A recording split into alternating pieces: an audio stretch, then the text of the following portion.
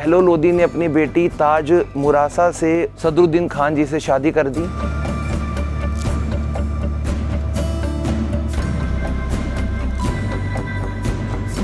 तो ये शाही मकबरे यहाँ बने हुए हैं, वो नवाबों के परिवार के उन वंशजों को दिखा रहे हैं जो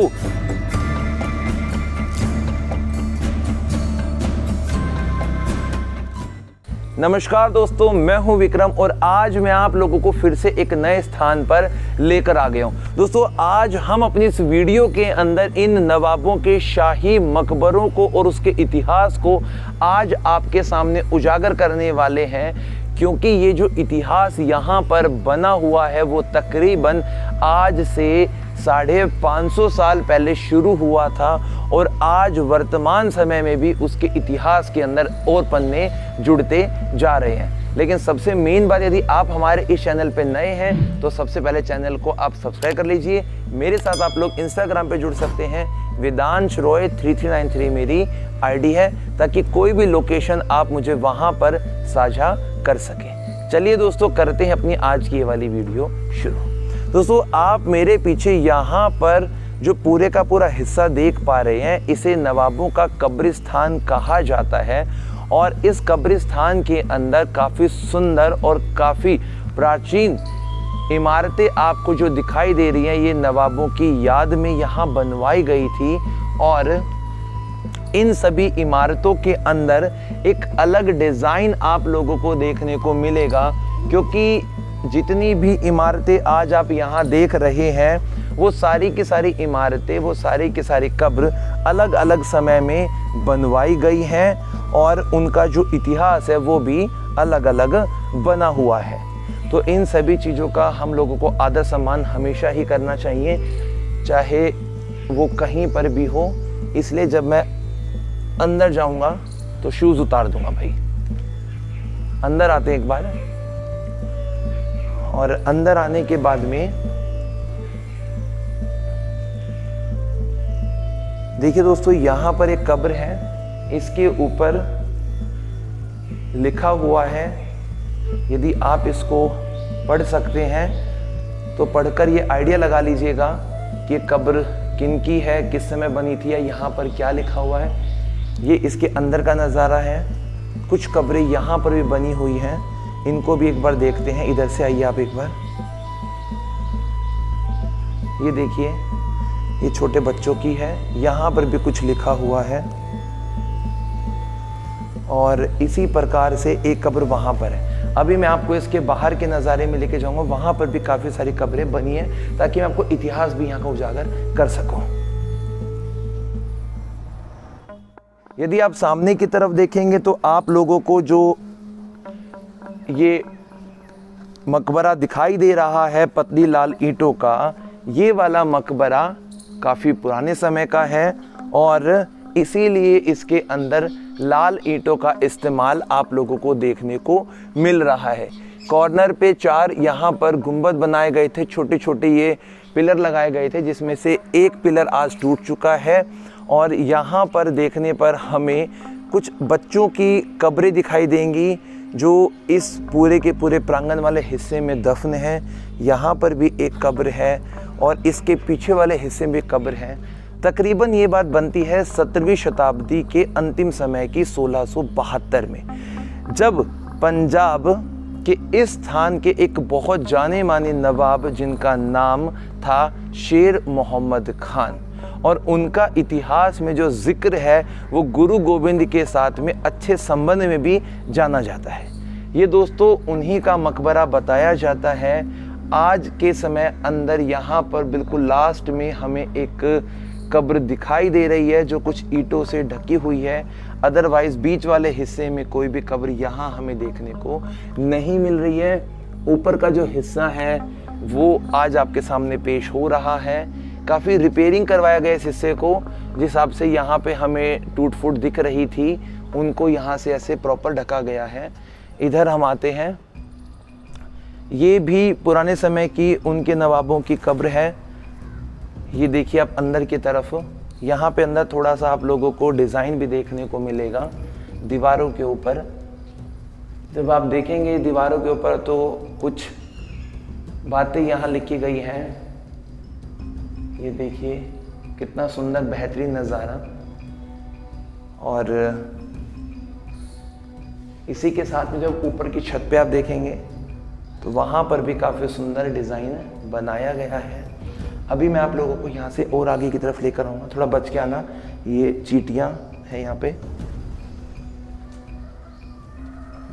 देखिए दोस्तों, इस तरफ भी काफ़ी छोटी बड़ी कब्रें बनी हुई हैं।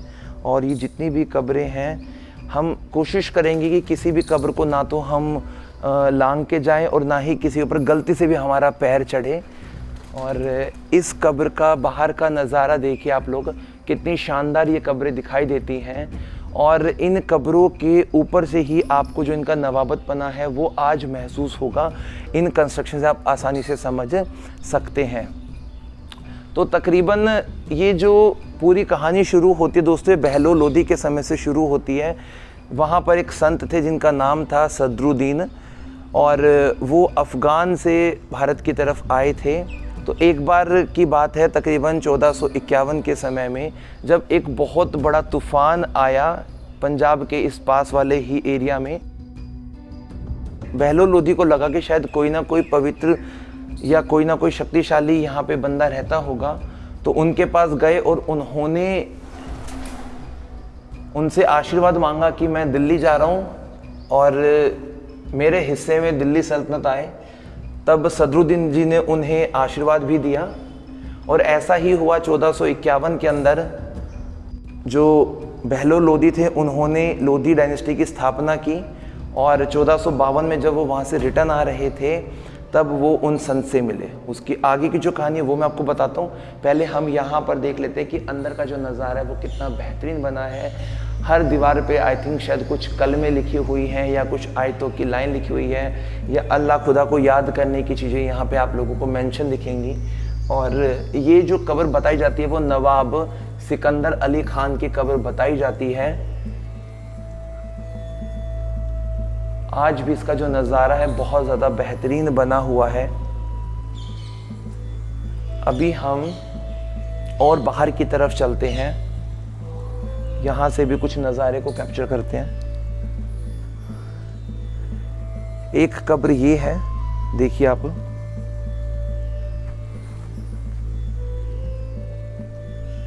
और इसका अंदर का नज़ारा कितना शानदार है। पूरे का पूरा नज़ारा आप लोग देखिए।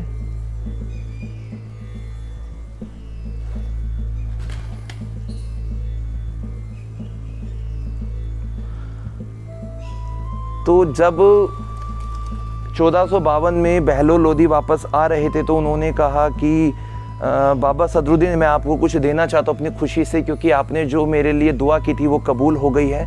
और बहलोल लोदी ने अपनी बेटी ताज मुरासा से उन संत की, उन सदरुद्दीन खान जी से शादी कर दी। और उसी के बाद में जो नवाबों का जो ये आज के समय हम सारी कब्रें देख रहे हैं ये उन्हीं के वंशज हैं सारे के सारे, जिसमें से सबसे प्रमुख बनते हैं यहाँ के शेर मोहम्मद खान, क्योंकि उनका संबंध सिखों के 10वें गुरु गुरु गोविंद जी के साथ में जोड़ा जाता है। आगे चलते थोड़ा सा और देखते हैं। इधर नज़र डालिए अपनी आप, काफ़ी सारी कब्रें यहाँ पे आपको देखने को मिलेंगी। इस तरफ आइए, ये वाला हिस्सा देखिए। जहाँ भी आप लोगों की नज़रें जाएंगी वहीं पे आप लोगों को कब्र ही कब्र दिखाई देने वाली है। कुछ कब्रों पे तो इस बात को मेंशन किया गया है कि कौन सी कब्र किसकी है, लेकिन कुछ कब्रों को आज के समय मेंशन नहीं किया गया। ये कब्र काफ़ी सुंदर और अट्रैक्टिव दिखाई दे रही है दोस्तों, जो आज आपके सामने है, ये देख सकते हैं। और इसका कंस्ट्रक्शन देखिए कितना प्यारा बना हुआ है। ये जुल्फ़िकार अली खान की कब्र बनी है, सामने नेम भी मेंशन किया गया है और इसका डिज़ाइन भी काफ़ी बेहतरीन है। बताते हैं यहाँ पे जो टोटल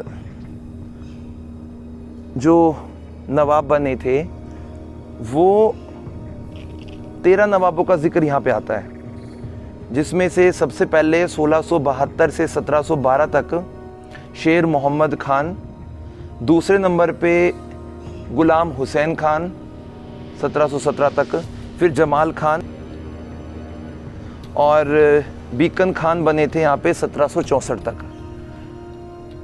ये स्टार्टिंग के 4 नवाब हैं। यहाँ पर भी आप देखिए कितने बारीक तरीके से इन पत्थरों का यहाँ इस्तेमाल किया गया है।